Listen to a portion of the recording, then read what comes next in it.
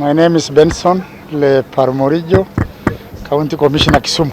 We have upscaled raids against some of these illicit brew dens and even against bus outlets that do not follow the law.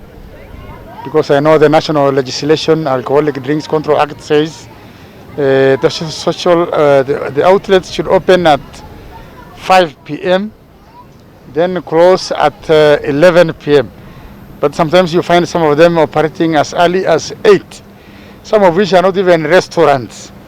So that is against the law, because they should observe the law. That is, they open at the stipulated time and also close at the stipulated time. And the regulations are very clear that you cannot sell alcohol to a person below the stipulated age. And again, you cannot sell to an intoxicated person. Ukiona mtu ameshalewa hakuna haja ya kumuongezea ingine. And there are also other regulations that must be followed, like issues of sanitation, that the toilet must be within a reasonable distance. Mlevi hawezi enda kutafuta toilet mahali mbali.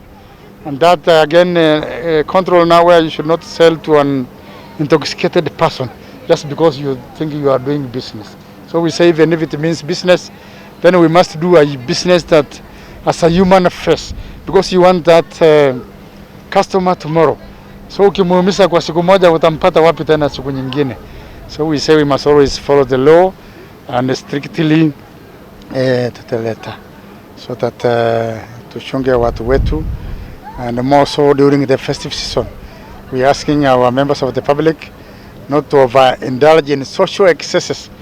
Usifanye sikukuu inakuwa siku kufa.